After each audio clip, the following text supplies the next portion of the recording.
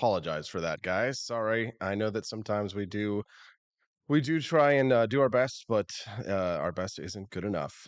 We are going to have David Whinery joining us here in about 10 minutes. So I do need to play this clip here for you of the Nick Fuentes speech at CPAC so that he can respond to it. Um, this was the hotel where the I guess they call themselves Groypers. They were chanting. So they're all showing up here to hear a speech by Nick Fuentes. Take a listen here. These are I mean, is it unfair to call them neo-Nazis if they say things like "I like Hitler"? Let's take a listen to Nick Fuentes' speech here. Now you have in the universities, in the media, in Hollywood, in finance, in government, and some people say, well, they're not all Jewish. It's like, okay, well, it's half, or 2/3, or 3/4. Well, how much is too much for you, Mr. Fuentes? What's the other quarter? What's the other third? What's the other half? It's not Catholics. It's not hardcore. Wait a minute. Are you seriously okay? Just understand that this live stream today definitely not going to be able to be monetized for things like this, and because, well, pardon my language, but I'm going to use some language. Are you seriously fucking saying that you want more Catholics in Hollywood?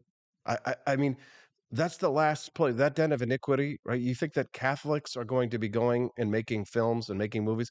I mean, the last Catholic movie, I think, was The Passion of the Christ, which, as somebody who's not a believer, I have to say was actually a pretty decent film. I mean, a little bit extravagant, perhaps a tad hyperbolic, but yet still an entertaining film.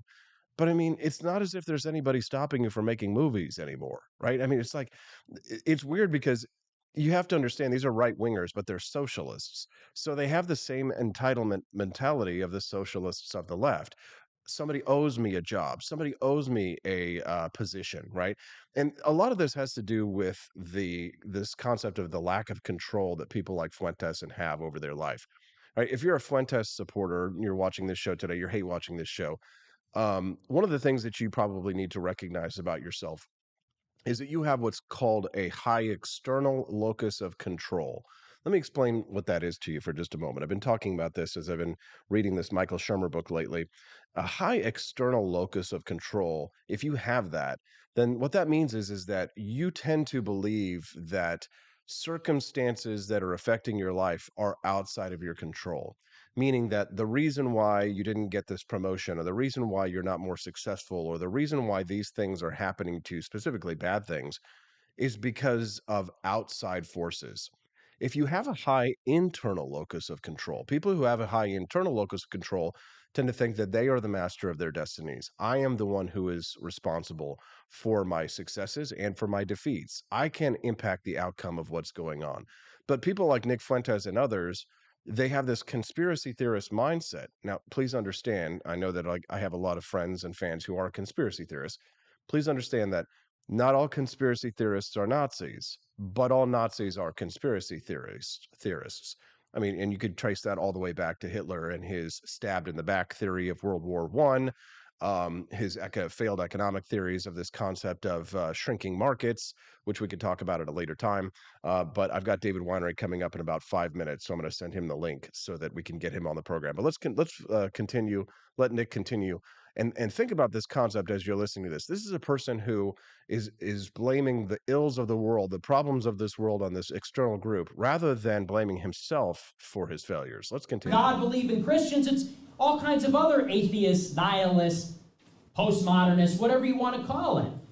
And so I don't want to say, hey, let's all attack one group, but there's a big problem when the leadership isn't Christian. We have big problems as a society when the people aren't Christian. What happens when the king and queen are? Can you imagine? Do you really think that society would be fixed if everybody was Christian? Do you think that we wouldn't have problems? You think we wouldn't have the same problems that we have today? Or we would have a completely different set of problems? Again, this is a utopian ideal that they are selling. Remember, just like the Nazis did pre-World War II, they sold their people this idea that they would have utopia. As long as we can put these certain people in camps and we can exterminate them, then we will have a perfect and just society. But of course, living under the Nazi regime was absolute hell. You didn't have free speech. You didn't have civil liberties. If you were of a hated group, and they used their pseudoscientific phrenology to determine who was in what group and how, right? The one drop theory. and others, uh, then you wouldn't be able to participate in society, right? Only if you were a member of this group, which was so fascinating because Hitler was so quite obviously not an Aryan at all. And the Nazis themselves were pagans, not really Christians. But let's continue. Aren't Christian? What happens when the aristocracy isn't Christian? What happens when the cities and the business owners aren't Christian? Well, take a look around you. It's exactly what we have now. Yeah, and honestly, life in America is awesome. It's not perfect, but it's great. And I don't understand why people like Fuentes can't see it. They only see what's wrong in the world, and honestly, it's a projection, right? Because what they're seeing in the world is what's reflected from themselves, right? If people who are looking for the evil, people who are looking for things that are wrong, you'll always find it. If you're looking for something bad, you'll always find it, right? It takes true strength and true courage to find the good, not only in the world around us, but in the people around us. I'm gonna go get David Whinery. Let me actually, you know what? Let me finish this. And so It's many only of got the 30 seconds problems that here. we can point to, which are blamed on various things, ideology, government, on other groups or populations, can be attributable to the loss of faith and the loss of any kind of adherence to an objective morality. And so, that's a long way of saying I love Hitler. Okay,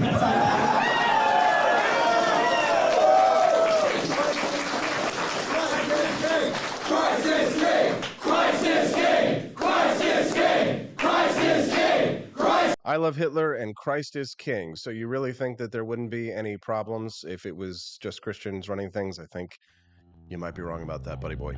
All right, let's continue on with our buddy David Whinery. He's going to join us here. I'm going to go get him during the commercial break. Let me go get David. He's a Jewish man who was a fan of Nick Fuentes. Is he still in that same boat? Let's hear when we get back on the Wake Up America show at wakeupAmericaShow.com.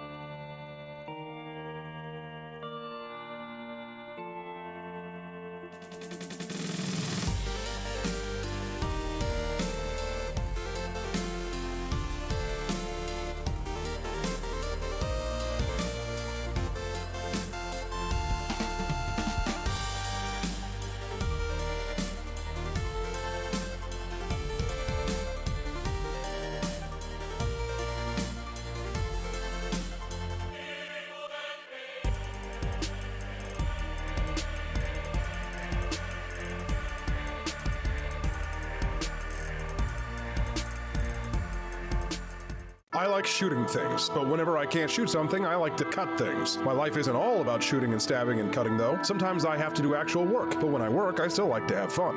And there's nothing less fun than trying to cut with a crappy knife. Thankfully, from the ancient sect of Christian knights, who also loved cutting and stabbing, comes a new implement that has received my personal blessing, the Templar knife. Like the ancient sword of Excalibur, you don't choose a Templar knife, it chooses you. You just decide what kind you want on the website first, however, and then order it online, and then it chooses you. The Templar knife comes in a variety of shapes. As a man of culture and taste, I have decided I will never use a terrible knife again. And thanks to the inspiration provided by this excellent product, I have decided to launch a new crusade against anyone using less than superior knives. Join me, brothers and sisters, by visiting uppercuttactical.com/pages/Templar-knives. That's a lot of slashes. For that, you'll need a Templar knife. For 10% off, use code AP for Liberty and join me in a quest for glory, for liberty, for Christendom, for the Templar knife. Get yours today. Fire.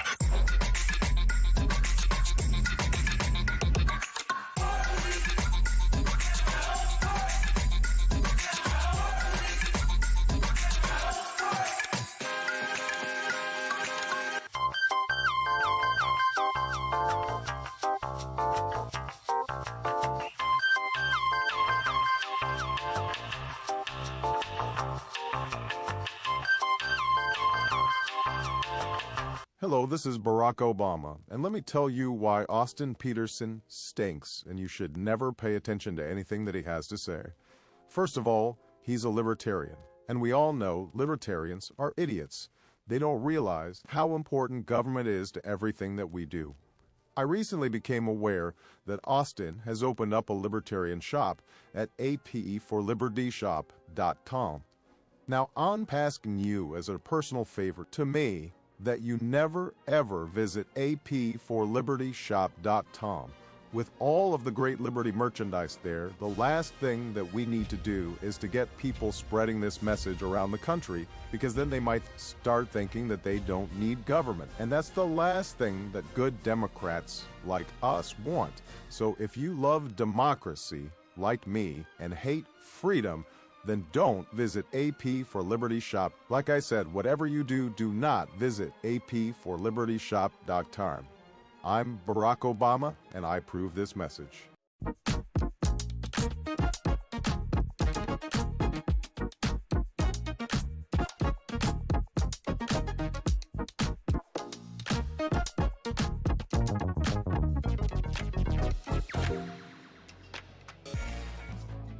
Good morning, Rise and Freedom. I'm Austin Peterson. You're watching and listening to the Wake Up America Show at wakeupAmericaShow.com. All right, well, the Gropers had their day over the weekend, even though Nick Fuentes and his sunken-chested army got kicked out of the Conservative Political Action Conference for, well, I guess not being conservatives.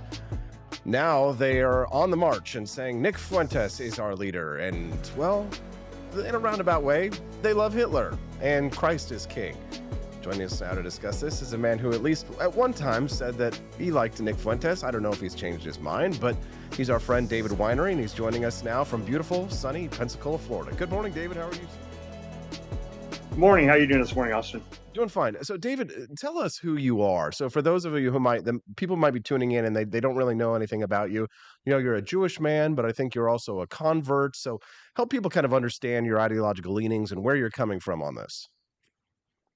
Well, I'm actually biologically Jewish. I guess mother's Jewish. I just was adopted by a Christian family at birth and didn't find out I was Jewish until I was 30. But I did embrace the religion even before, kind of a thing that happened when I was in kindergarten. Went to school, I saw kids playing with dreidels, and I always thought, wow, I should be with them. So I always kind of thought I was Jewish even before I knew I was Jewish, but I did grow up in Baptist churches, grew up very Christian, and still hold on to a lot of my Christian views. And I'm a criminal defense lawyer, and I've been involved here and there in politics throughout my life. Okay, well, that's a pretty good descriptive background so people can understand where you're coming from. So I guess let's just get right into it now, David. Fuentes' speech, roundabout way, says he loves Hitler. Your response? Well, I watched several clips of the speech, and he did definitely say he loved Hitler. And the only way I can really try to explain it, if I can kind of use a little bit about what he went into, he was going on about the rampant degeneracy and moral bankruptcy of the Weimar Republic, which a lot of people know from their history books. It was a very moral bankruptcy time. Actually, a lot of people may not know this, but the first transsexual surgery, the first sex change surgery was tried in the Weimar Republic. And they did have, a lot of gay bars. They did have a lot of men dressing as women and vice versa. There was rampant pornography. There was rampant prostitution, including child prostitution. And I guess, if you use even a broken clock is maybe right twice a day, Hitler cleaned up a lot of at least all the prostitution, a lot of the other really things that were horrible that were going on in Weimar. And Nick was David, but before you continue on down this line of thought, Thomas Jefferson had a quote that I like to bring out sometimes, where he said that I would rather be exposed to the inconveniences of too much liberty than that of too little. Noting and in this current moral context here, I guess my question is transgenderism, pornography, this what you would call degeneracy, isn't that the price of liberty? I believe it is so. And I believe, and I'll just one little sub note, and then I want to let you go on. Whenever there's a school shooting, Republicans are more than happy to say, to stand with me when I say that the blood of innocent civilians is the price of liberty, because we're not going to surrender our Second Amendment rights. Well, I don't know that anybody necessarily needs to surrender the right to cut their penis off if they wish, because while I believe that that is an act of a horrible, heinous act of self butchery and mutilation, and of course it should be banned for children, that is a price of liberty. No, I do believe so, that you're very much correct. Especially as you were saying, as long as this doesn't apply to children. Unfortunately, in certain areas, they are doing this to children. If kids can't allow old enough to vote, old enough to have guns, even old enough to decide their bedtime, maybe you shouldn't let them, decide their gender, so to speak, at a very young age. And I think, and I, and I think it even goes back to even something even kind of more sinister that's going on in this country as a whole.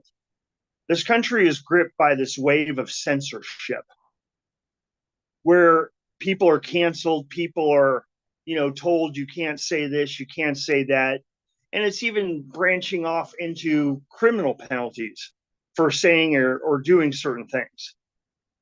And I think it might have been JFK that said something along this line where if you don't let people say what they want to say, it's kind of like a way of letting people blow off steam.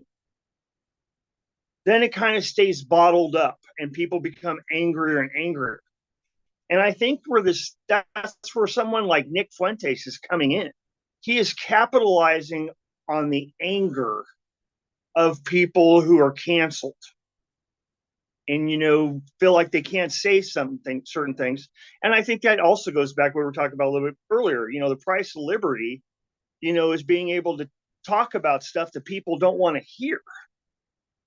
I mean, I defend Nick Fuentes' rights to free speech. I think that he should have, the same opportunity as anybody else to be heard. I think that the problem with people like Fuentes and others, when people are trying to cancel them or censor them, is that it makes their cause more attractive. It's sort of like the same thing when it comes to drug legalization. I think one of the main reasons why people are so attracted to them is because of the taboo, right? And so but Exactly. here's my thinking in this one. The psychology of Fuentes, like others, is this concept of, blaming the Jews for their problems or the problems of the world. I mean, these are people who have what I call a high external locus of control, right? And that means that the problems of the world are always these external factors rather these internal factors. The difference between the libertarian and the fascist is the libertarian believes in this concept of self responsibility, whereas the fascist argues that no, I can't control myself. I need the government to control me and to control others because I'm not smart enough or capable enough to be able to raise my children or to live in a community or to build up my community. I need outside forces to do this for me. And therefore, they also believe that that the Jews or that the Illuminati or that some conspiracy outside of their control is the reason why they are failures in life, right? These are people who have a high, what I call a high external locus of control. Whereas the libertarian says, I have control over my own life. I am the master of my own destiny. I will raise my children. I'm not co-parenting with the government. I am responsible not only for my successes, but I'm responsible for my failures. Isn't that the fundamental difference between people like that are libertarians versus fascists, in that sense, that the people who have this high external locus of control are constantly blaming others for their own failures, and isn't that a moral failing on their own part? It is very much so. And when you think about it, by Fuentes blaming, say, the Jews or blaming, homosexuals or whoever else, he's blaming for all the problems in America. He is no better than the people who are blaming people like Nick Fuentes or maybe even just regular garden variety conservatives or people who don't want gun control or people who, want other kind of stuff that people don't believe in, instead of just, peacefully coexisting with people that you may not believe in. People tend to blame those people for all their problems. And I think that's the same. I think in a way, Nick Fuentes is no better than anybody else who points at other people that say, okay, well, it's their problem that I'm having a rough life or whatever. No, it's not. I mean, that is the one thing about America, that we can work very hard and get to where we want to be if we put in the work. I And I completely think maybe agree. that's a big problem. If you're just tuning into the Wake Up America show, I'm Austin Peterson. I'm speaking to my handsome friend David Whinery, who is joining me all the way from sunny Pensacola, Florida. This morning, we're talking about a speech that was given by Nick Fuentes over the weekend, talking about too many Jews in control of too many institutions here in the United States. What I find fascinating about the anti Semitic conspiracy theories, David, is that they are so completely ignorant on the historical basis for why Jewish people are involved in certain communities, or may be overrepresented in certain professions. So, for example, there was a period of time when Jews were the only people who were allowed to engage in money lending because they weren't allowed to hold down any other jobs.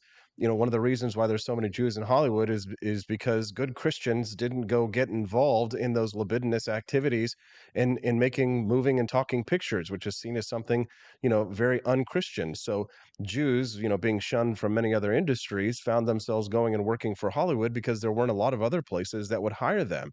Why is there so much ahistorical understanding amongst Fuentes and his ilk? Is the ignorance willful? Is it deliberate, or is it just plain, miseducation? I think it kind of goes back to, I think it kind of goes back to like any group of people. There's always going to be bad apples in any group of people. And the Jews are no different. We do have some people that are in certain positions of power that abuse those positions of power. But when you look at just the abuse of power as a whole, you almost have to go back to that maxim of, absolute power corrupts absolute. I mean, when you look at a lot of things that are going on in the Biden administration, Biden is not Jewish, but he has a lot of people doing things in his biddings that are gross abuse of power. But nobody is blaming Biden for being Irish. I believe that's what he is, and yoking all the Irish people in a category of saying, well, all Irish are bad because Biden is abusing power. And the Jews throughout history they've been a target just because they are a religious minority. They are a minority, period. And I think that's another thing that attracts a lot of lightning to the Jews, is that they are a very small part of the population. And there is no disputing that we punch above our own weight when it comes to how many people we are. I mean, what are we, like 1 out of 4 or 500 people in the United States? But we There's a do lot, hold a lot of but I positions. mean, there's a lot of jealousy, isn't there? I mean, like there's a lot of jealousy on behalf of white folks and black folks. A lot of people who are not members of the Jewish tribe, they're very jealous of the Jews, aren't they? I could not agree more. And I also think that that's why there's a lot of jealousy towards Asians in this country. Hmm. A lot of Asians, because it's part of that's one of the things I think the Jewish and the Asian culture, especially the South Korean culture, and how it's analogous to the Jews. Like, a lot of people don't know this, but I mean, Jews are very held in very high regard and very high esteem in South Korea, because both of our cultures teach from a very young age: get educated, work hard, put your instant gratification aside, and try to keep climbing up the ladder until you have success. And I think a lot of people who were never taught that, or maybe they didn't put away their self gratification. I mean, I know I worked very hard. I was the first person in the family I was adopted by, to finish college, and then I went to 10 years of college, bachelor's, master, and a law degree. And I worked very hard, and I did not have people paying for my school. Ended up $250,000 in debt because of it all. Still paying payments to this day. But I still worked very hard to get where I was. And I think a lot of people who don't put in the work, that just spend their early 20s and whatnot, just chasing pleasure and drinking and whatever, just partying, and they don't focus on you're going to wake up one day and be 30 and you haven't done anything with your life. And I think when they see other people have worked hard, just like what you're saying about Nick Fuentes, they're forgetting that the Jews do work very hard to get where we're at. I mean, it's not just this nepotistic society that I think that people, try to say we are. And it's also, we're not really that incompetent in what we do either. I mean, I kind of make a joke sometimes when people will hire me. And after they hire me, I say, well, now you've got a Jewish lawyer. And in a way, and the ones who didn't pick up I was a Jewish beforehand, then they're even happier they hired me. If you're just tuning into the Wake Up America show, I'm Austin Peterson. I'm speaking to David Whinery. David is a good friend of mine here in the state of Missouri. He's a criminal defense attorney. He's a Jewish man, as well as I guess he's a Jew for Jesus, as he's also a Christian. And we like to have him on here to have these kinds of fascinating discussions.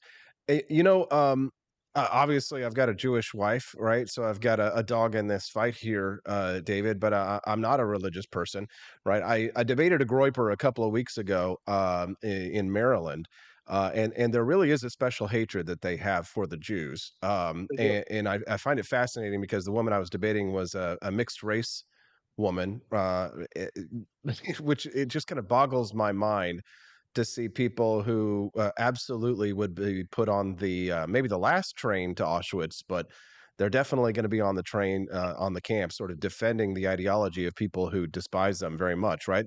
But I mean, tokenism is not something right that just fascists do. You know, Republicans engage in tokenism, and so do Democrats are the party of tokenism. But I guess my question here is, never again, right? It's more than just a slogan, right? I mean, we have to be resilient and we have to be ever vigilant against the ideologies of National Socialism and Marxist socialism, don't we? Because there is always this creeping threat that people will toss away our liberty. And it's because of things like drag shows, right? Or it's because of things like on the left, they want to throw away all of our rights because children get murdered in a school shooting. The right wants to throw away all of our liberties because children are being exposed to drag shows. And while I think that both of those things are horrible, heinous acts, are these things truly the price of liberty? I'm asking you, David. Child drag shows. Would you rather live in a society, I guess is my question. Would you rather live in a society that has child drag shows, but still has gun rights and still has a constitution and still has a Bill of Rights? Or would you rather live under an authoritarian dictatorship, but there are no child drag shows? I would definitely rather have more liberty than no liberty. And I think, but the problem is with people like Fuentes is that they take their own injustices. That he does have some injustices, with the cancel culture. And I hate to keep circling around to that. But I mean, here's kind of like a little stat that I saw last night when I was looking into this. Last year, because he has his America First political action committee, where he holds kind of like a rival function. He just started that in 2000. And in 2000, that was 1% the size of CPAC. And just last year, it was half the size of CPAC. How big is it going to be this year?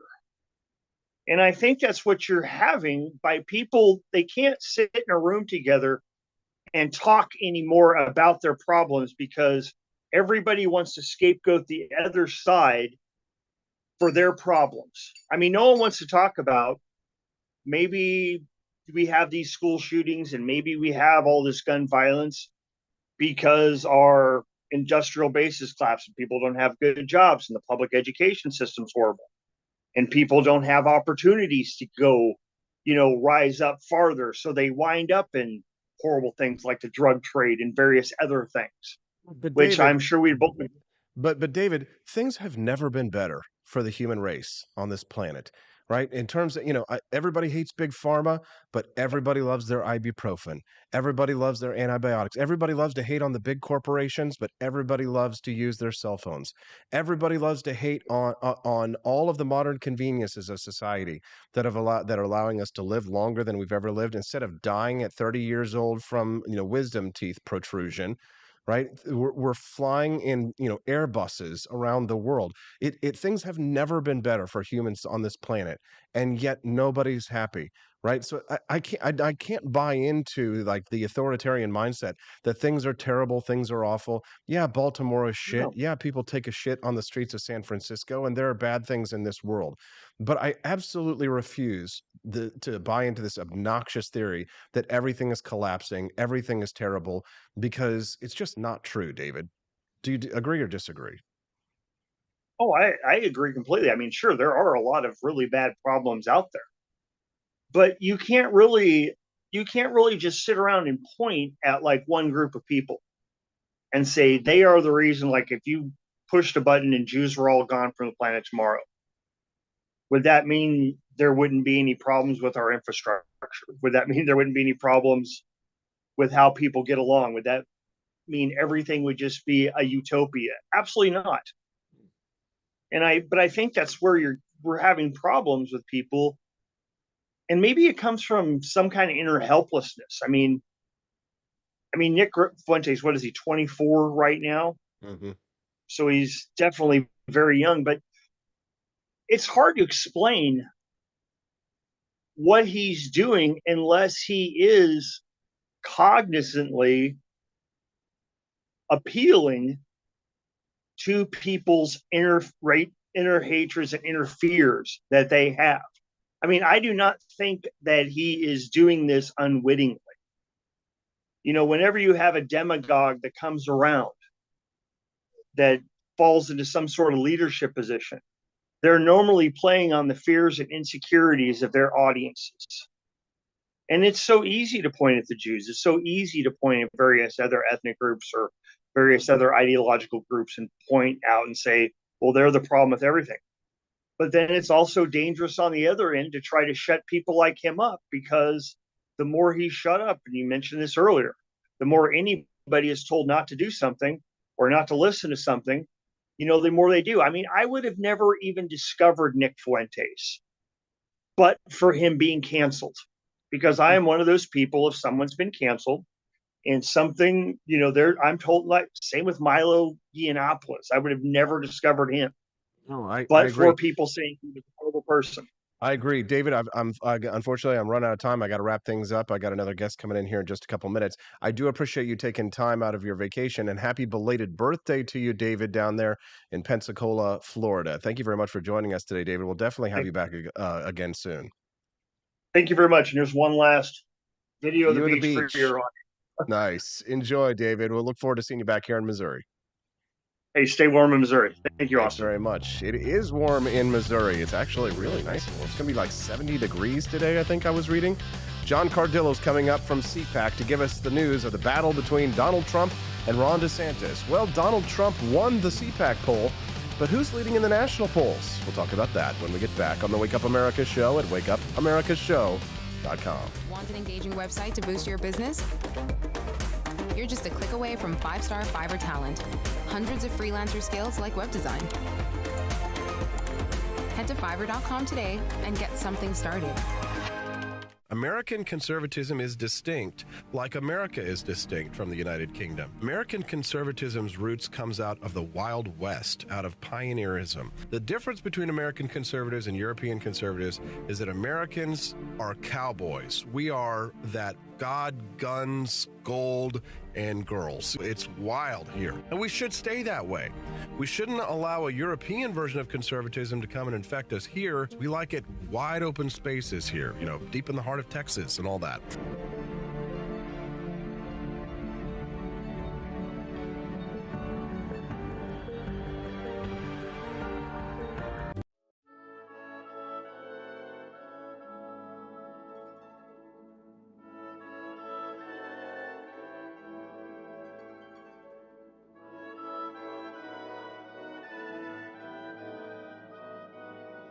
Hey there, it's your favorite Vice President Joe Biden. I wanted to talk to you today about the Wake Up America show, the best source for all your political news and commentary. But before I get started, let me just make sure I have all my notes in order. Okay, where was I? All right, the Wake Up America show. It's a great way to stay informed and make your voice heard. Boy, what was I saying again?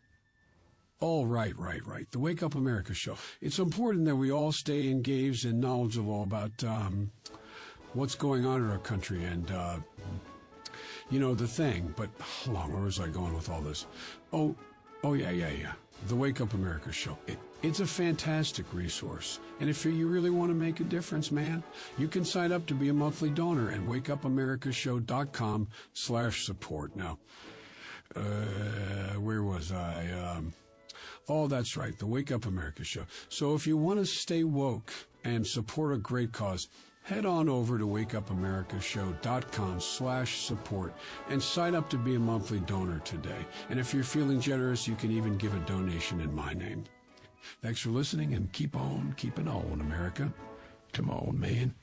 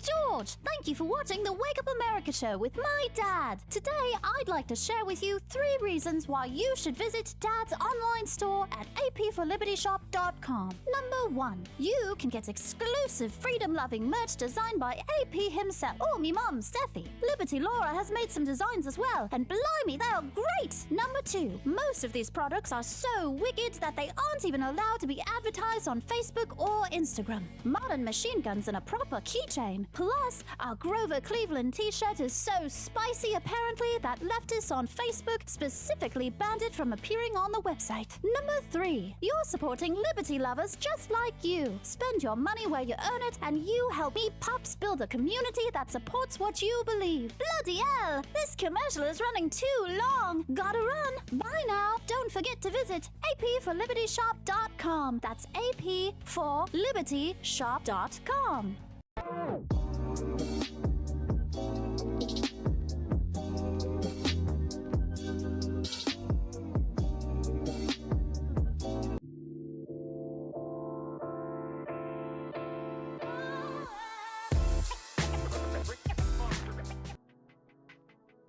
Good morning, Rise and Freedom. I'm Austin Peterson. You're watching and listening to the Wake Up America show at wakeupAmericaShow.com. All right, well, it's a proxy war in many ways because the battle hasn't really begun, unless you count a straw poll at CPAC, Trump versus DeSantis. It's kind of a shadow presidential contest. It's revving up and it's heading to Iowa. Dueling events over the weekend highlights the contrasts and the jabs between the two frontrunners. Joining us now to discuss with a CPAC recap, boy, that's hard to say, is a good buddy of mine, John Cardillo, former NYPD and a TV and radio personality himself. He's joining us right now. Good morning, John. Welcome to the show. Hey, Austin. Great to be with you. Yeah, so give us your thoughts there on that CPAC poll. Is that how it's going to go down when the contest actually revs up? Is DeSantis actually even going to get in this thing? What do you think? Well, as far as the CPAC poll, I would say that Presidents Romney and Cruz disagree. People forget that in 2016, Ted Cruz won that CPAC straw poll with 40% of the vote. Marco Rubio came in second with 30%, and Donald Trump third with 15%. Because it was a Cruz forum. This year, it was an overwhelmingly and very evident Trump forum. So I don't think that poll is really a measure of anything. So what was the energy like? I saw some left-wing rag was reporting that it was a little bit sleepy, that Donald Trump was kind of low energy. How did you feel about CPAC this year? So I had to leave. I had to flight out because I had to get back to South Florida before Trump's speech. But I had, there was Wi-Fi on the plane, obviously, and I was getting snippets of video from people and commentary. So let's first go to the dynamic and the energy at CPAC. It was definitely a much smaller crowd, noticeably a much smaller crowd.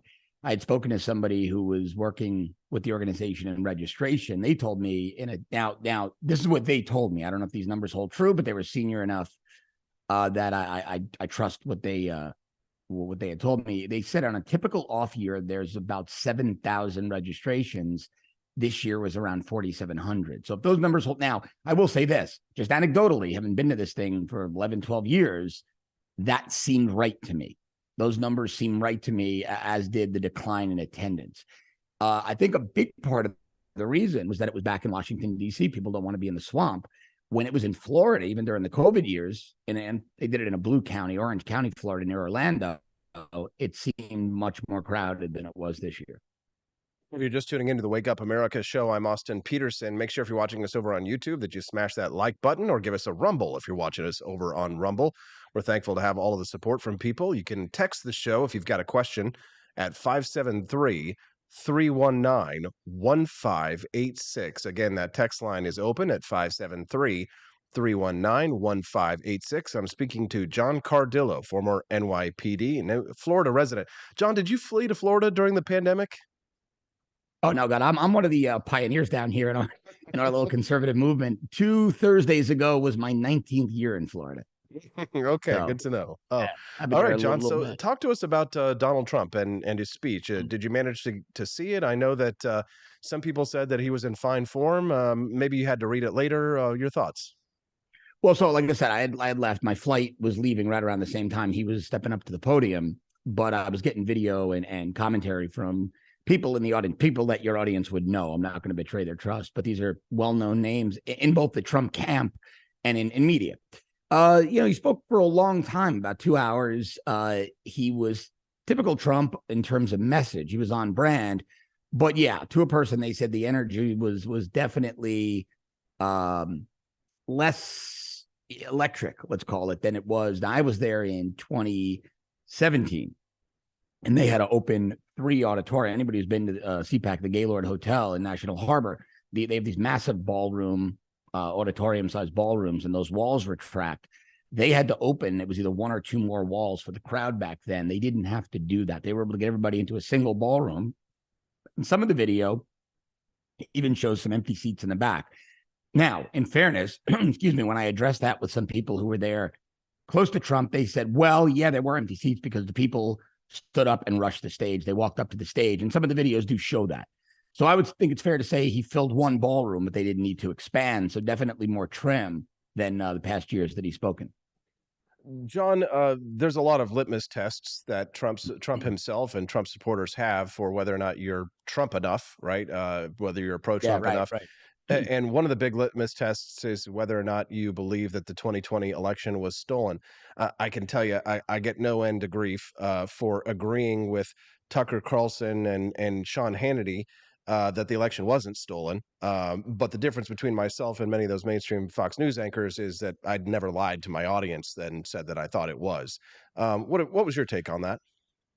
At first I didn't know what to think. There were obvious discrepancies, right? We know that. I mean, when we were kids, Austin, you used to go to sleep on election night and you knew the winner in the morning. So, technology advances. It's kind of preposterous that it takes weeks. But I now, after analyzing this, and I never took a strong position either way, I think there was some fraud. But I think ultimately what happened is the Democrats just out ballot harvested us and out early voted us. Look, one of the fatal flaws Donald Trump made for years was telling people only vote on election day. It's ludicrous.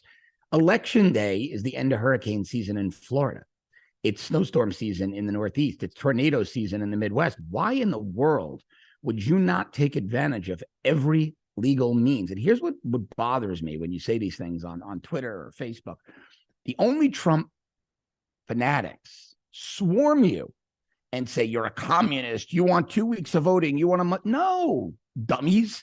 No. But in states where it's legal, the Democrats are doing it. Should we not do it to rest on principle and lose in smug sanctimony? So that's why I think Donald Trump ultimately lost. It was just a very poor ground game, and ground games win elections. Yeah, I mean that, and there were other people who were saying things like, for special elections, don't show up, don't vote, and all this kind of stuff. Don't show up, don't vote. Right. Burn it all down. It's all It's rigged. Yeah. rigged. Yeah. And all that kind of stuff. It didn't make any sense to me. But in terms of, out ballot harvesting, out early voting, I mean, there was a Republican in California that I read about, and she actually went out and she did ballot harvesting because it's legal. She went out to the churches and she was harvesting people's ballots. And because people trusted her, because she was a member of their church congregation, they gave her their ballots, and she went out and she won the election. I mean, we've got to stop complaining about the roadblocks that we have in our way, and we need to start finding leadership that can actually get us around these roadblocks. Am I right? Oh, yeah, yeah. I mean, 100% right. Look, Ron DeSantis won Florida by 19.4 his gubernatorial election in November. One of the reasons that happened, his policies have been outstanding, right? He flipped Miami-Dade because of his policies, which is we could do a whole show on why, but it was also because Team DeSantis started pushing early voting, day one of early voting. They were saturating social media. They were saturating the airwaves, telling people you can early vote. You never know what's going to happen with weather, right? A lot of retirees in Florida, you never know what's going to happen with weather. You never know what's going to happen with your health. Get out there and early vote. People did, right? DeSantis' ground game was impeccable. They were getting people to the polls. They were registering new voters, and they were encouraging people to take advantage of every legal means necessary, i.e. early voting in Florida. And the proof is there. He won by 19.4 points. Now, a lot of that, again, is because of his tangible results, but I don't discount their early voting push.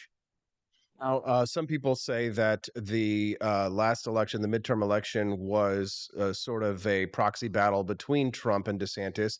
And they say that, Ron DeSantis, by winning by such a large margin, really showed that he is the front runner for the next election, and that Donald Trump's endorsed candidates not doing so hot perhaps shows that he doesn't really have the strength to be able to go on in 2024.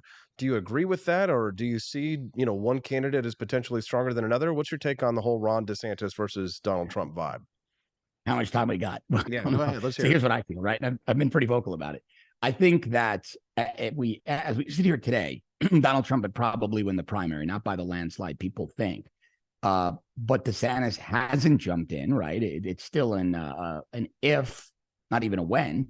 So he hasn't jumped in. When he does, if he does, it's going to be campaigning and he's going to get his message out there. So his numbers are going to bump. But I do not believe, I've looked at this, and I've been doing this a long time. You and I probably first met each other on air 10 years ago. I've been doing this a long time.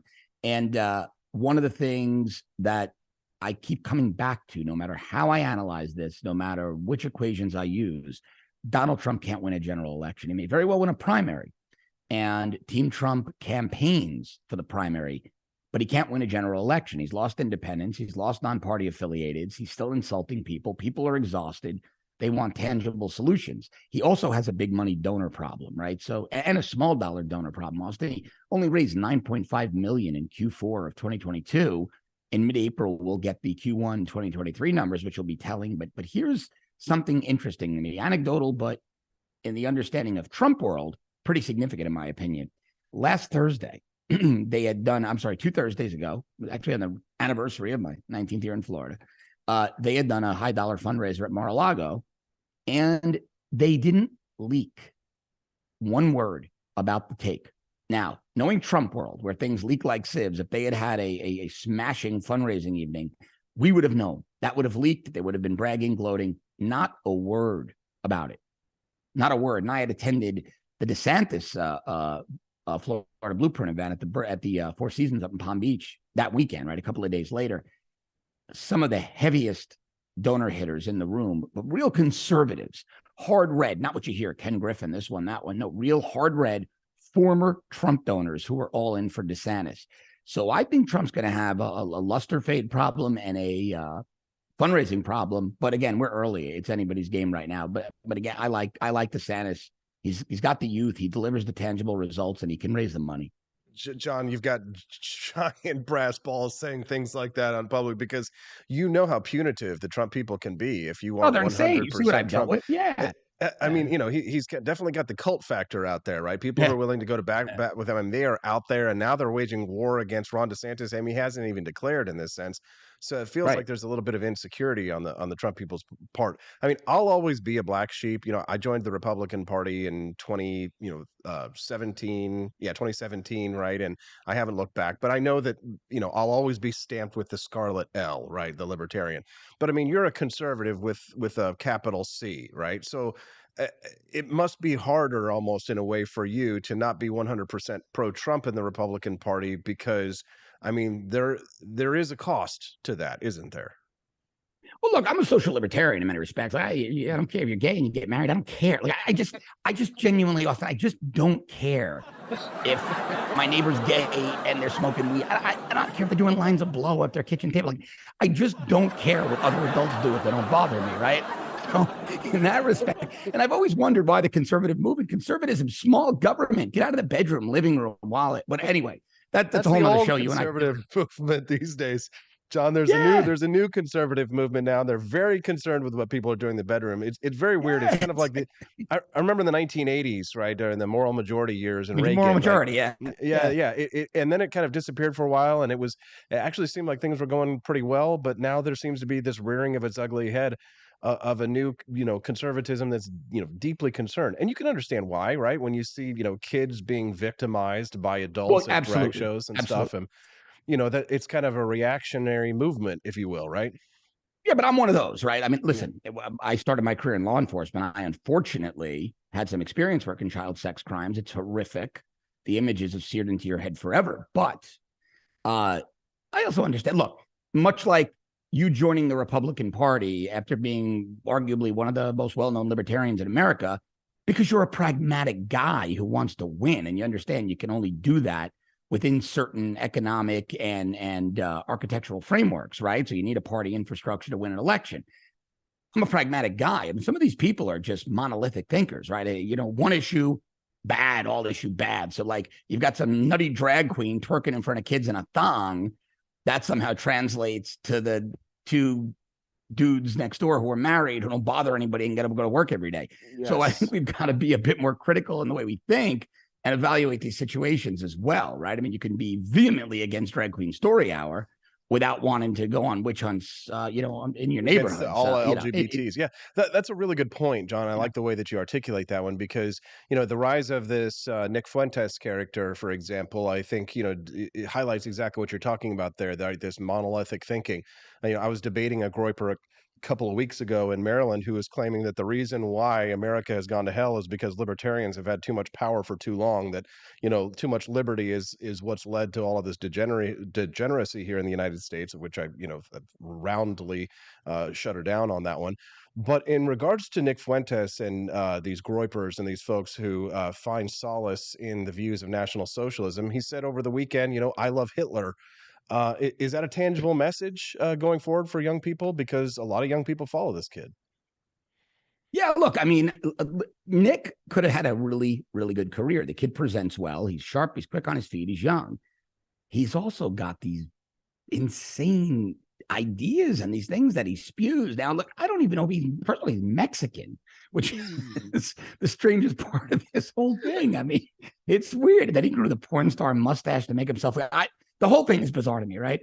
But no, you're not going to sell that message. I mean, listen, how can you sell that? Like, he's going to be the first guy in history to run for Congress after Laura Loomer burns out on the pro-Hitler platform. This is just ludicrous. Hitler's a cool dude. Vote for Nick Fuentes. And no, I think he's killed his career before it started with all but a real fringe group of people. He may be able to go away, reinvent himself. Who knows? But I suspect a lot of those Groypers are going to grow up. They're going to go to grad school or get out there in the real world in trades and say, hey, wait a second. This is, I'm going to step 2 of my life. That was fun. Now I look back, I'm a little embarrassed. It was a little crazy. So, yeah, I think he has a finite shelf life. I'm going to be the attacks I'm going to take on Twitter for doing this with you. Yes, you are, John, from all sides.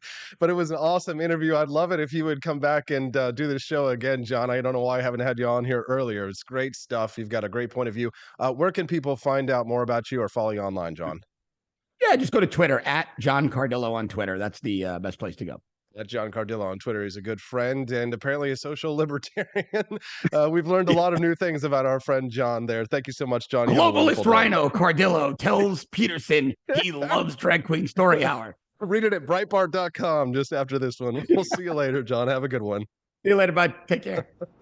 That's very good stuff from our buddy John Cardillo. What did you think? Send us a text, 573-319-1586. All right, I'm super excited to talk to you about my friends over at Lear Capitals. My friends at Lear have got great deals on gold and silver, and I am proud to endorse and represent Lear Capital to you, my friends, because they have got some of the best deals around, not just on physical gold and silver, but if you're looking at retiring someday and you say to yourself, well, gee, I hope that the stock market doesn't crash or that the Fed doesn't destroy my dollar. It would be nice to have a portion of my retirement in gold and silver. Well, guess what? If you've already got a retirement program, you could take a portion of that without any kind of a tax liability and sink it into gold and silver. How can you do that? Well, guess what? They're going to explain it to you if you give them a call over at 1-800-885-2175. That's 1-800-885-2175. Visit LearAustin.com if you're afraid of talking to people on the phone. Highly recommend you give them a call because they're super nice. Or visit LearAustin.com. Here's what's going to happen. When you visit that website, they're going to ask for your information so that they can send you a free informational packet about their gold and silver dealings. And you can learn more about investing in precious metals to secure your financial future, not only for you, but for your family.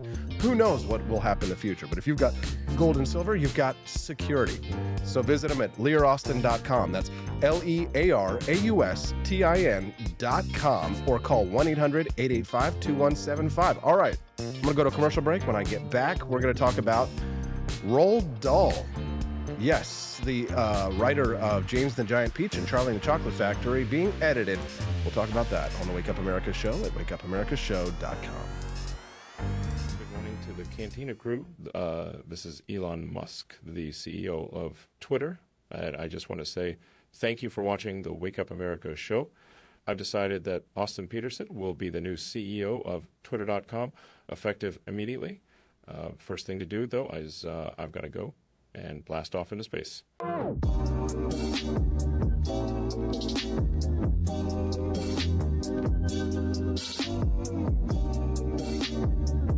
If there wasn't going to be somebody who was a fiery champion of liberty, somebody who would get out there and who would be aggressive, and if they wouldn't do it with more fire or passion than I had, then I would go and I would fight this battle for us. I've fought for the principles that we all share. Parties tend to be secondary to me. We're here because we believe in the principles of liberty. I am not a perfect messenger, but I think I'm a damn good one. This is a replica of our first president's flintlock pistol. You have my full support, my respect, and my gun.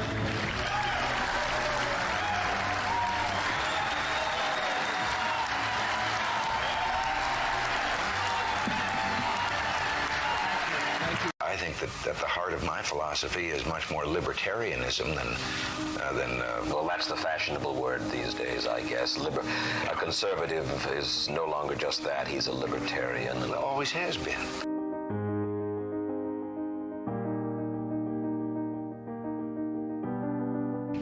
Yet any time you and I question the schemes of the do-gooders, we're denounced as being against their humanitarian goals. They say we're always against things, we're never for anything.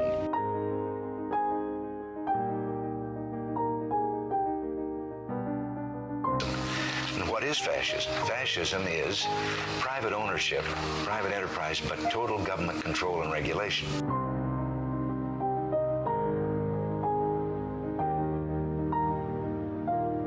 Well, the trouble with our liberal friends is not that they're ignorant. It's just that they know so much that isn't so.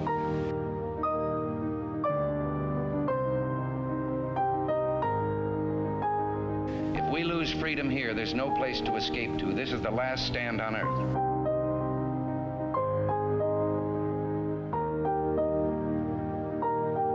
This is the issue of this election. Whether we believe in our capacity for self-government or whether we abandon the American Revolution and confess that a little intellectual elite in a far distant capital can plan our lives for us better than we can plan them ourselves.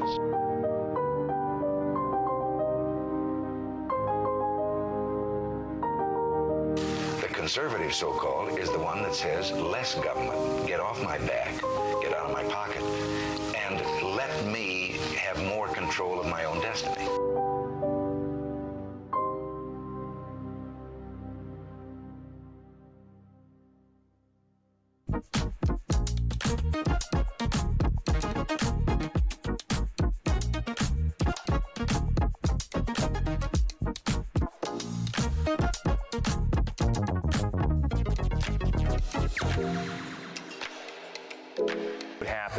If I had to pick up the phone and call 911 for one of my family members or one of my neighbors, what would I do if no one was on the other end to respond?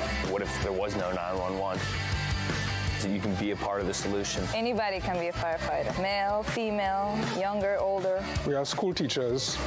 We have leaders in business. Is me, you, anyone that wants to be. There is no typical firefighter. Do you hate the deep state? Do you reject the Antichrist in all his ways? Do you believe that aliens controlled LBJ to assassinate John F. Kennedy? Did you know that the shot can put chemicals in you that will make you more sensitive to 5G? Do you love America? Do you want more freedom? Do you like smoking hot red-headed libertarians? Then the AP for Liberty shop is for you! Check out all the awesome new merch and have a happy new year! Fight the deep state, reject the Antichrist.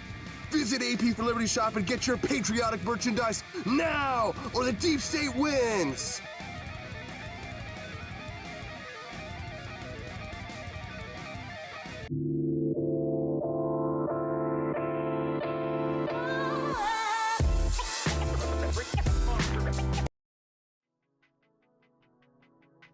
Good morning, Rise and Freedom. I'm Austin Peterson. You're watching and listening to the Wake Up America show at wakeupAmericaShow.com. Well, what did you think of John Cardillo? Wasn't he awesome? It was a great interview. I've got mad respect for John Cardillo. If you don't know much about him, I highly recommend you follow him over on Twitter, XNYPD, former cop, now turned, I guess, social libertarian. You love to see it. He's got great takes over on Twitter, and he's somebody that I definitely look up to. So check him out and follow him over at Twitter, John Cardillo, because he's always very entertaining. All right, so I'm going to talk to you about Roald Dahl and the censorship of the books of the man who wrote Charlie and the Chocolate Factory and James and the Giant Peach. But before I do, I've got to show you this from the Washington Post that was published over the weekend because it was just so stupid, and I just had to laugh.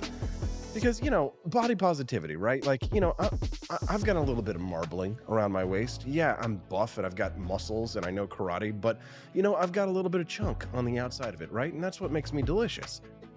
But I don't blame anybody else for that, right? There's a little bit of cushion for the push in here. It's just because, my own personal responsibility issues. But one cartoonist over at the Washington Post published a cartoon that blames everything else, something else for problems here. If you want to text the show today, you certainly can. 573-319-1586 is the text line. That's 573-319-1586. This is how the comic starts. As I land solidly in my mid-30s, I'm trying to practice deeper self-evaluations when making choices or judgments about my body. She says, I shave because I like it, right? But it's tricky when our decisions are influenced by something larger than personal preference. What could that be? Yes. She says, for instance, when it comes to body hair, I've always liked the way smooth legs feel, but I also can't deny that uncomfortable feeling that creeps up when I'm rocking a stubble and shorts combo in public. Is everyone looking at me? God, you know what's funny? In my entire life, I don't think I've ever checked out a chick's hairy legs. I don't think I have. Maybe it's because they have always had shaved legs in public. I don't know that, but I doubt it. I actually lived in a Greek neighborhood And I'm pretty sure that there were probably some hairy legs sporting out. And you know what? If I saw it, I'd probably, moved on, because I have, I have more important things in my life than to worry about what other people are doing. And you know what? I think probably most people are the same way. We're not looking at your hairy legs, lady. Anyways, let's continue. To blame. It's the culprit. We found the culprit. There he is, right there. Oh. She says, why do these feelings of shame persist even after all these mental exercises of trying to be at peace with my body? Oh, it's you again. Surprise, it's capitalism, hand in hand with the patriarchy. Oh, no! Capitalism is the reason why people don't find you attractive. Oh my God, no, no! God!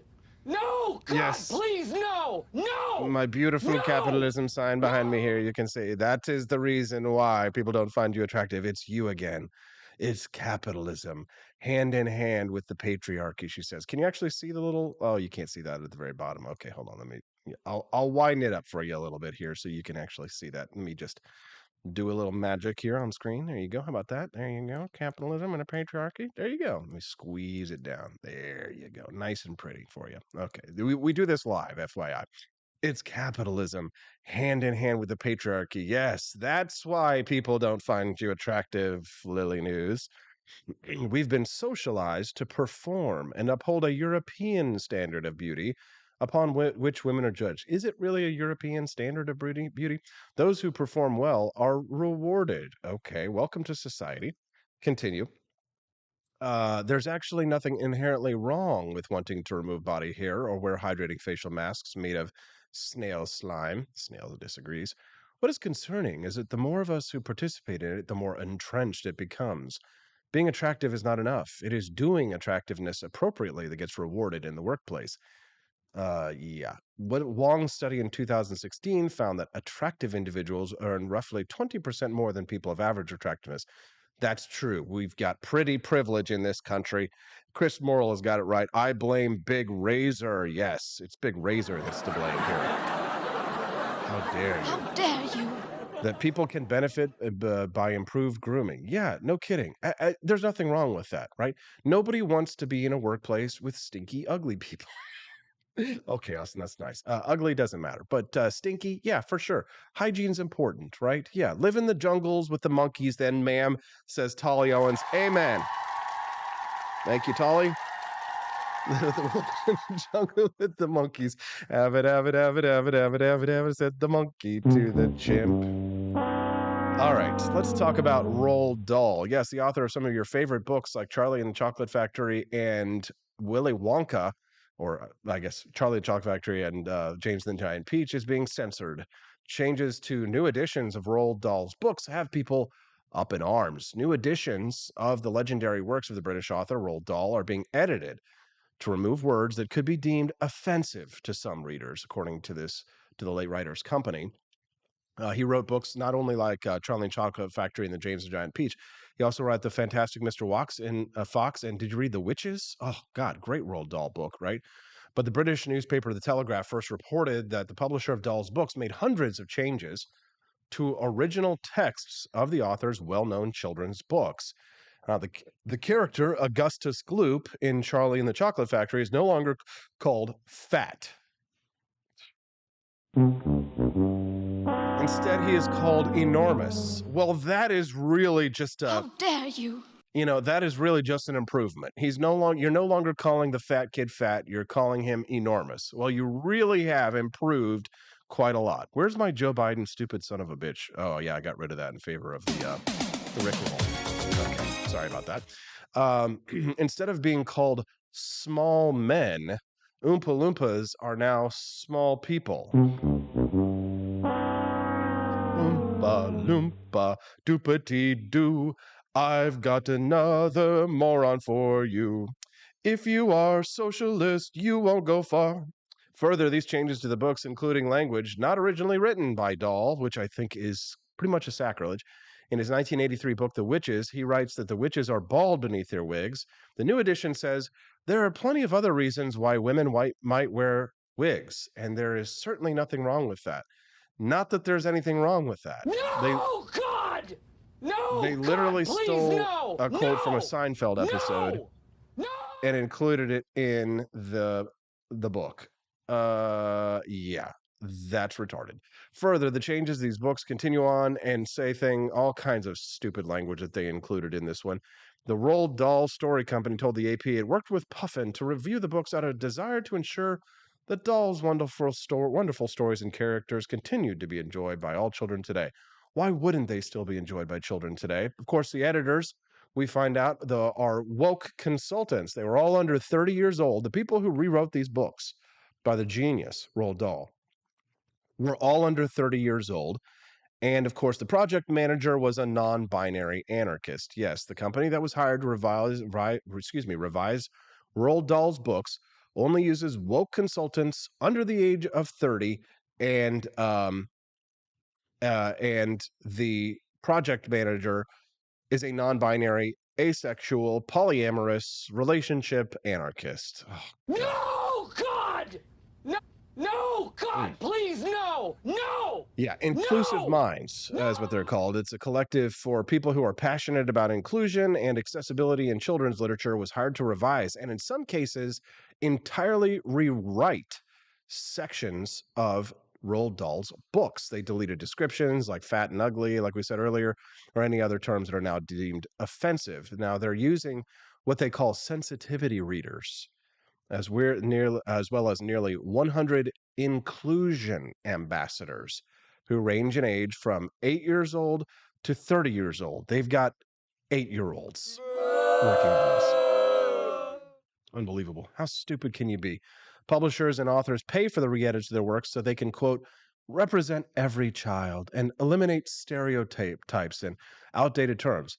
This is 1984. This is Orwellianism, right? Rewriting the books to change the language to fit in with the new speak. It's absolutely disgusting. It's a vandalism of history, and it should not be tolerated. This cannot be allowed. This is a price too far. We must have authoritarianism. No, we need to just make sure that we keep copies of Roald Dahl's books in the editions as they were originally written. All right, To the Cantina Group. This is Elon Musk, the CEO of Twitter. And I just want to say thank you for watching the Wake Up. I'm back. Sorry about that. Trans powerlifters won the right to compete against females. And you know what? I got to say, I'm all for it. You know what? This is one of the things where you got to embrace the degeneracy in this one. I'm going to say this, that I am so excited for the trans powerlifters because guess what? I'm going to win a lot of money because I'm going to be betting on the men. We'll talk about that when we get back on the Wake Up America Show at wakeupAmericaShow.com. Donald Trump and I approve this message. Believe me, Austin Peterson is the best. He's got the greatest Wake Up America show I've ever seen. Whenever I tune in the mornings and watch the live stream, let me tell you, he has got the absolute best content. I love his guests. It's just a total blast to watch, and I highly endorse and recommend the Wake Up America show. It's terrific, believe me. Step right up, ladies and gents, to learn about the coolest president yet. He's not just any old prez, he's Calvin Coolidge, and boy oh boy is he different from the rest. He was quiet as a mouse, but don't you underestimate his power. He knew how to handle money, and he didn't waste an hour. He cut taxes, lowered debt, and balanced the budget with ease. No wonder the roaring 20s brought such prosperity and peace. But don't take my word for it. Grab a copy of Calvin the Coolest President and see for yourself. It's a children's book that'll make you smile and help your little ones learn about wealth. You can find it on Amazon Kindle or get your hands on a paperback at apforlibertyshop.com. So come on down and get yourself a copy of the book that's making waves all around town. You won't regret it, so get ready to be floored because Calvin Coolidge, well, folks, he really scored.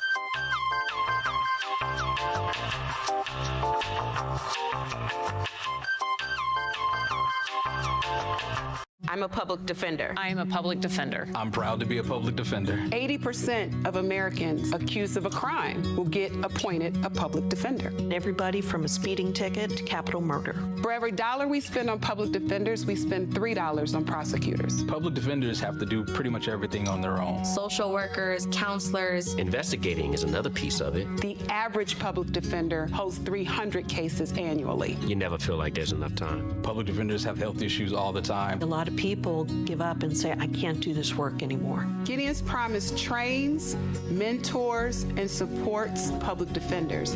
There are a lot of people who say that they would not still be public defenders, but for Gideon's Promise. It's fueled me to continue on in this fight. Gideon's Promise has changed the face of public defense. People see us as troublemakers.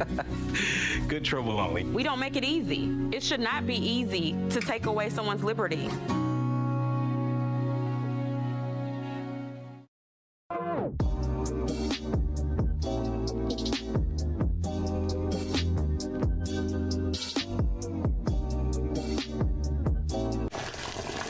Ever hear the one about the frog? Put a frog in a pot of boiling water and it'll jump right out. Here's my resume again. But put a frog in a pot of cool water and slowly heat it up, and that frog will boil. It's a lie. But as a metaphor for us and all that we go through as veterans, Do you have any real-world experience? it's a story that rings true. We make excuses for how we feel. We push everything down. We tell ourselves the lie that it's easier to stay in that boiling water, to disconnect. And some days, maybe it is. But you've never been interested in easy. Make no mistake, reaching out is hard. Do it anyway. You're not alone. You've got this. You are not a frog. Find resources at va.gov/reach.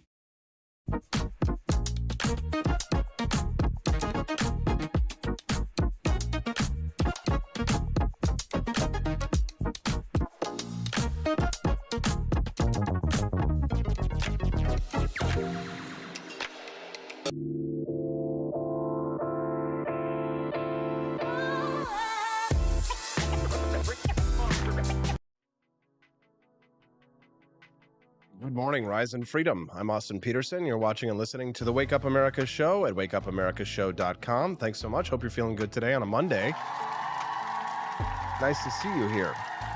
You can text the show today at 573-319-1586. That's 573-319-1586. I'll get to this trans powerlifting story here in just a moment. I wanted to make sure that I shared this clip with you from the weekend. I know I showed you Bill Maher's clip earlier, but on the same show, Russell Brand did a really good job taking the media to task for their hypocrisy, which was just absolutely brilliant. I wanted you to take a listen. John, I've not known you long, but I love you already. But I have to say that it's disingenuous to claim that the biases that are exhibited on Fox News are any different from the biases exhibited on MSNBC. It's difficult to suggest that these corporations operate as anything other than mouthpieces for their affiliate owners in BlackRock and Vanguard. And unless we start to embrace, and also, mate, like just spiritually, if I may use that word in your great country, we have to take responsibility for our own perspective. I've been on that MSNBC, mate. It was propagandist nutcrackery on there. It was a fantastic interview. If you never saw the one with Russell Brand where he was on Morning Joe and he just called them out for being the propagandists that they were. It was a fantastic one. You can still watch it online.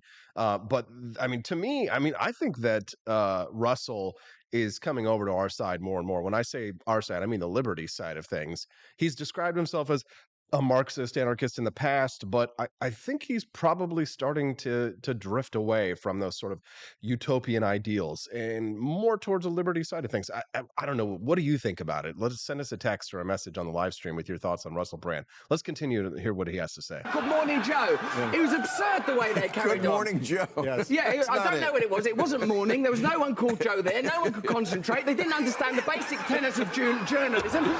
No one was willing to stick up for genuine American heroes like Edward Snowden. No one was willing to talk about Julian Assange and what he's suffered trying to bring real journalism to the American. Thank you. Exactly. And that is why the mainstream media hated him and colluded with the government against him. They hated Edward Snowden and they hated Julian Assange because they got scoops on the most powerful people in the world that a lot of the people in the mainstream media were very jealous of, partially. And on the other hand, a lot of these people in the media, they're just working for it. They want a relationship with the government and the people in the government so that they can get the scoops and they can get the information. So it's this whole corrupt, I won't call it a circular firing squad. I guess we can call it a circle jerk. All right. Soon we will have some not safe for work language because I will be playing clips from the Chris Rock Netflix special. We're going to talk about that in just a few minutes. But FYI, if you've got little ones here, now is the time to say, goodbye or to put your headphones on because there might be some blue language. Let's continue. American people. And I think to sit within the castle of MSNBC throwing rocks at Fox News is ludicrous. My friend, Make MSNBC better. Make MSNBC great again. My friend, I would. The moment that's got to trigger him. That's got to trigger him. Make MSNBC. The moment that you give me a specific example, an actual example. Okay, I'll give you one. Right, just wait. Wait. Okay, here we go. He's asked for a specific example, and there he is. He's got it for him. Reminds me of this time that I was on Tom Hartman's show on Russia Today, and we were debating about capitalism and socialism. And he's like, you can't name one country where capitalistic ideas have actually made the country thrive. You can't name one country. And I said, Estonia after the fall of the Soviet Union. And he was like, blah, blah, you can't name another country. Beep, boop, boop, boop, NPC programming breaking down. All right, let's continue. Isn't this good? This is good stuff, right? We need a specific example. How about let me tell you what Justin KG over on the live stream says, get to the Nick Fuentes content. Hey, brother, I hate to disappoint you, but the first hour of the show was all the Nick Fuentes content. If you want to watch that, make sure just back up the live stream for an hour. You can see me talking about it. I talked to John Cardillo about it. Now we're moving on and we're talking about the mainstream media lies and BS, which, as a Nick Fuentes supporter, you should agree with. But let's continue. I'd like to hear a specific example, a provable specific example of an MSNBC correspondent or anchor being on television saying something they knew was false and we're saying... Dude, you want an example of when an MSNBC anchor said something that was false? God, I could just go back. I could easily go back to my drive. Remember last week when we were talking about the lab leak theory and I played all of those clips? Those were all MSNBC clips. The Morning Joe talking about how the lab leak theory was this conspiracy theory and it was racist and all this kind of stuff. If you could find one clip, if you could find one instance of MSNBC say that, listen to this guy. Specific example. Let me tell you what the specific I'd like to hear of. I'd like to hear a specific example, a provable specific example of an MSNBC correspondent or anchor being on television saying something they knew was false and we're saying behind the scenes to people, I'm about to go out and we know that the election wasn't stolen or something equivalent. Example. But I will go out on television and say the opposite. I will lie. When's my answer? Just give me the specific example. I understand the basic point. Give me a specific example.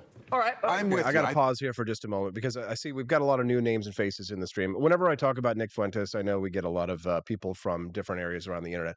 And I just want you to know that everybody is welcome here with the caveat that I really appreciate and value respect in this community. And I see over in the live stream that there's a lot of people arguing. I don't mind arguing, but I would really appreciate it if you guys would at least try and maintain a sense of civility.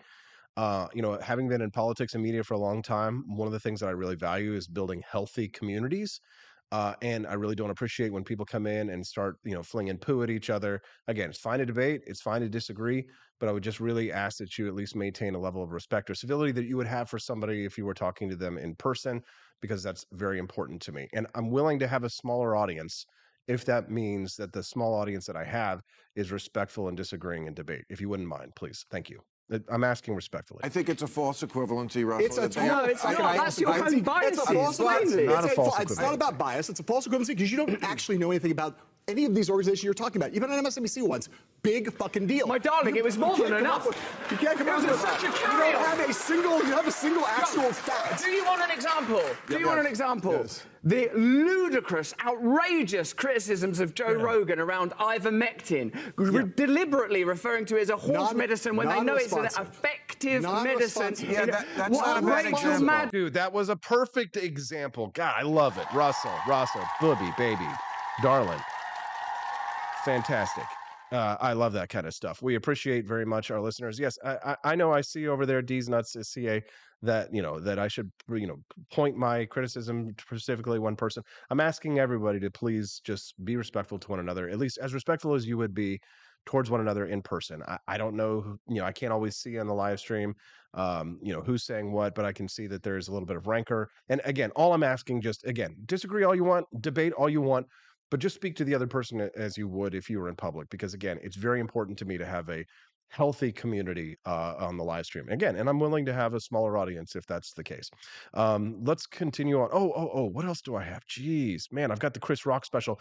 There's going to be a lot of not safe for work language in this one. And so when we get back, make sure that you are, making it, I try to make the show family friendly as possible, but sometimes there's going to be some language. The next segment is going to have some language. But before we get there, I want to talk to you about my friends. I'm still drinking my delicious fruits and vegetables. You need to get your vitamins and minerals by eating your 6 cups of fruits and vegetables per day. But Austin, I can't eat 6 fruits and vegetables a day. I'm really busy. I'm always on the go. I'm not always necessarily eating healthy. Well, I'll tell you what. My friends over at Brickhouse Nutrition have developed this delicious Field of Greens powder. And people are like, oh, is it an energy drink or is it a shake or whatever, something like that? You can put it in a shake, right? If you made like a fruit smoothie or something like that. But I'll tell you this, I would just put this in ice cold water. If you sign up for the monthly plan, they send you one of these little shakers and you put 1 scoop in there and you've got your daily serving of fruits and vegetables. If you use my code, you get 15% off your first order and 10% off a subsequent order if you do a monthly plan. Field of Greens is real organic superfood. It's delicious. My recommendation to you, if you want to try it, because there is a money-back guarantee, you can try it without any obligation. Get yourself the wild berry. Try the other ones because your results may vary. This one's my favorite. It tastes great. You put it in the little jar or the tumbler. Shake it up, nice and cold. Drink it. You've got your daily dose of 6 fruits and vegetables. Visit fieldofgreens.com. Use code AP4Liberty to improve your health. And here's how the money-back guarantee works. Start drinking your fruits and veggies, right? Next time you go to your doctor, if your doctor doesn't say that your health has improved, they'll give you your money back. There you go. So that's risk-free. Go to fieldofgreens.com, use code AP4Liberty, get yourself a delicious bottle of this, and help support the show. All right, what do you think? All right, when we get back, we're going to play Chris Rock going after Jada Pinkett and Will Smith in his comedy special on Netflix. Again, not safe for work. It will be a little spicy when we get back on the Wake Up America show at wakeupAmericaShow.com. Want an engaging website to boost your business? You're just a click away from 5-star Fiverr talent. Hundreds of freelancer skills like web design. Head to Fiverr.com today and get something started. American conservatism is distinct, like America is distinct from the United Kingdom. American conservatism's roots comes out of the Wild West, out of pioneerism. The difference between American conservatives and European conservatives is that Americans are cowboys. We are that God, guns, gold, and girls. It's wild here. And we should stay that way. We shouldn't allow a European version of conservatism to come and infect us here. We like it wide open spaces here, deep in the heart of Texas and all that.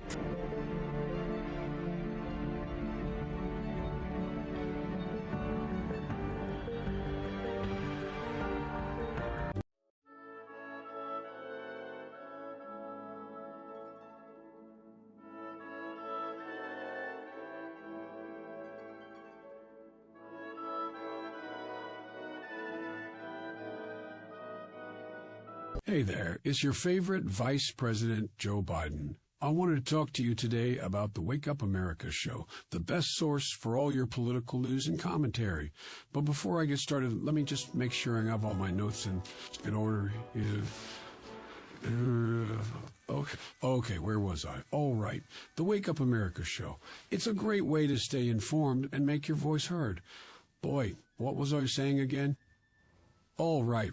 The Wake Up America show. It's important that we all stay engaged and knowledgeable about what's going on in our country and, the thing. But hold on, where was I going with all this? Oh, yeah. The Wake Up America show.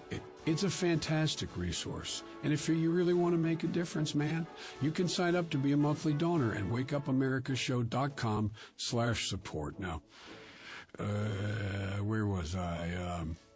Oh, that's right, the Wake Up America show. So if you want to stay woke and support a great cause, head on over to wakeupAmericaShow.com/support and sign up to be a monthly donor today. And if you're feeling generous, you can even give a donation in my name.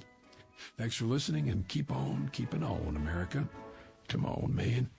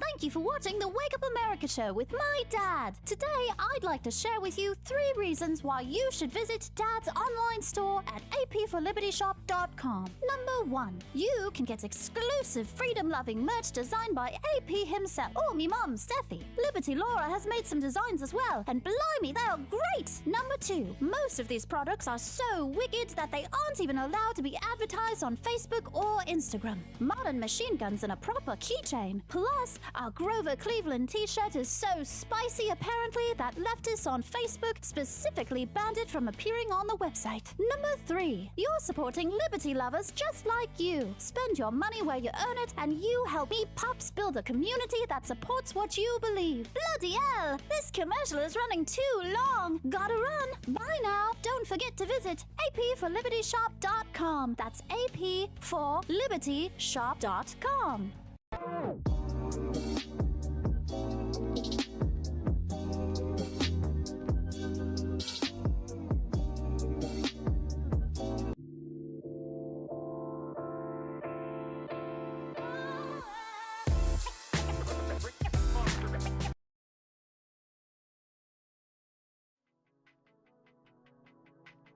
Good morning, Rise and Freedom. I'm Austin Peterson. You're watching and listening to the Wake Up America show at wakeupAmericaShow.com. We're glad to have you here today.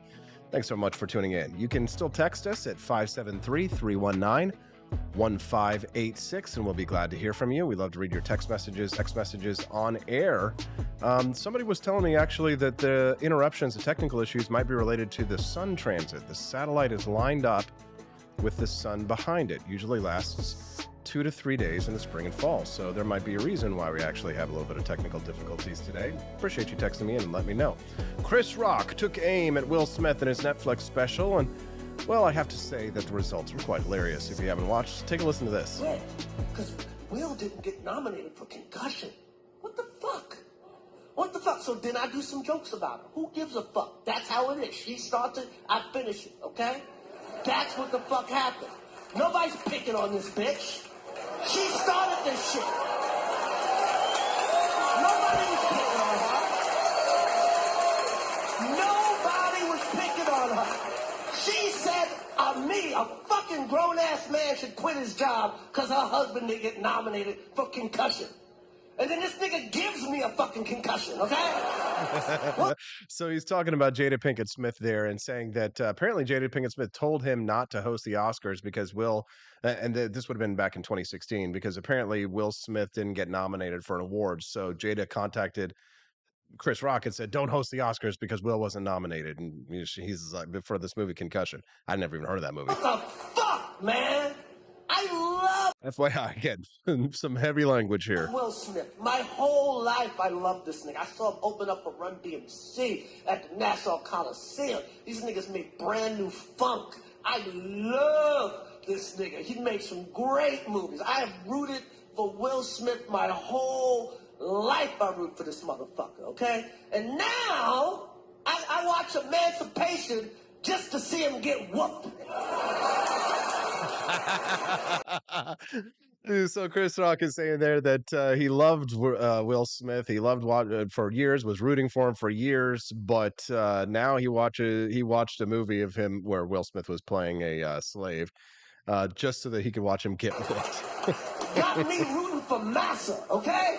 Hit him again, Massa! Hit him again! You missed the spot, Massa! You missed the spot! Oh, very funny. A lot of people go, Chris, how come you didn't do nothing back? How come you didn't do nothing back that night? Because I got parents. That's why. Because I was raised. Okay? I got parents. And you know what my parents taught me? Don't fight in front of white people. Don't fight in front of white people. I love it. All right. Well, I guess you can check that out now on Netflix. I think Steffi and I will probably watch that a little bit later tonight. What do you think? Definitely good stuff. Yeah, better pause the Chris Rock segment until after breakfast. All right, gotta run. I had some more for you. There was too many good topics today. I know that it was a bit rancorous over there in the live stream today, but I hope that we at least came to an understanding about what the Wake Up America show is about. We're not about fussing, no fighting. We like to have good vibes only. Try and get you in a good mood to start the day. And again, I don't mind people debating on the show. I don't mind having a little bit of an argument, stuff like that. That's totally fine. You can have disagreements all you want. All I ask, again, is that you speak to one another on the live stream as you would in real life. I know, wild, right? Don't say anything in the live stream that you wouldn't say to somebody in person. And again, that might mean that I'll have a smaller show. That's fine. But I just think that it'll be higher quality. And that way we'll actually make friends. Friends for life. The Cantina crew. I just went over to the AP for Liberty shop, and I got this message because I get this little ka-ching. Somebody came in today and bought like a dozen t-shirts at once. Super exciting. You love to see it. Thank you so much. Some benefactor apparently just bought like a dozen shirts from the Wake Up America show website, or the AP for Liberty shop today. And Stephanie, I got to give Stephanie credit, my lovely wife, for this Ooh Government shirt that she made, because those things are going like hotcakes. Everybody likes the Ew Government shirt. And just because you see this smoking hot chick over there watching, just so we know, it's a unisex shirt. So men and women can wear this, right? So it's for everybody. Go to apforlibertyshop.com, check it out, get yourself one. Oh, the shirt that the lady bought like a dozen of was the Come and Take It AR-15 shirts. So those are apparently very popular. I know, it's 9 a.m. already. I don't want to go. I'm having way too much fun. I'd love to stick around. But don't worry, I'll be back tomorrow on the Wake Up America show at wakeupAmericaShow.com.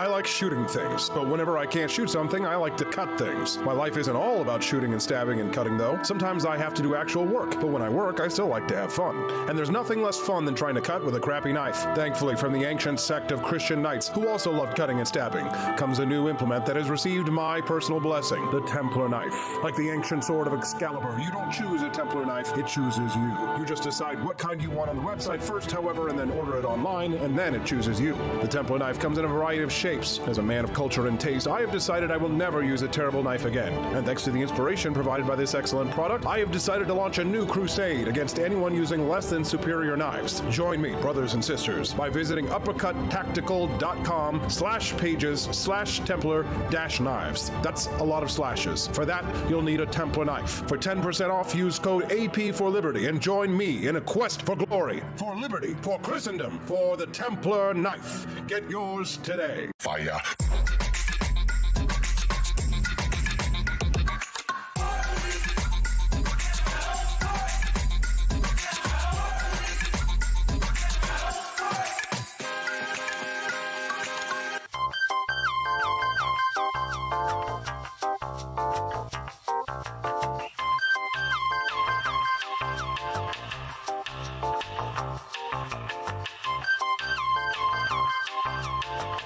Hello, this is Barack Obama, and let me tell you why Austin Peterson stinks, and you should never pay attention to anything that he has to say.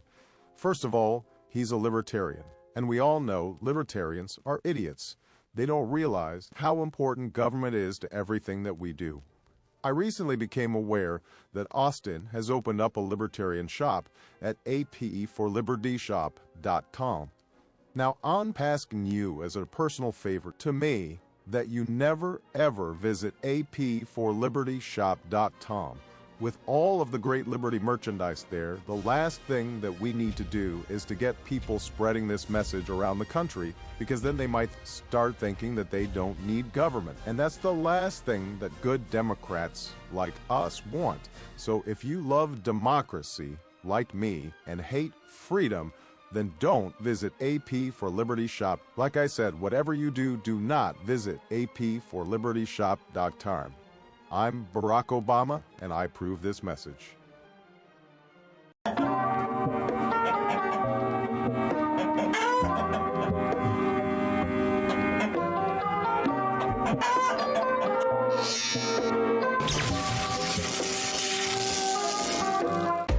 Want an engaging website to boost your business?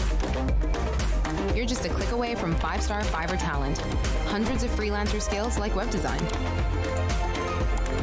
Head to Fiverr.com today and get something started.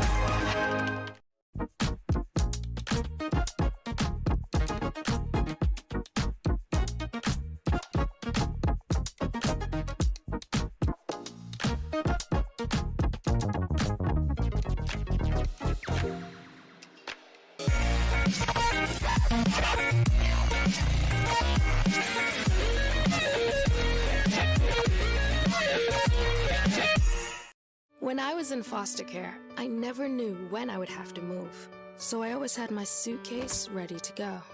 Then one day, I was adopted. My new parents opened their hearts and home to me. My parents cook my favorite breakfast for me every morning. My parents take me on trips I never thought I would go on. They gave me a home and an even better reason to use that suitcase. My parents aren't perfect, but they're perfect for me. I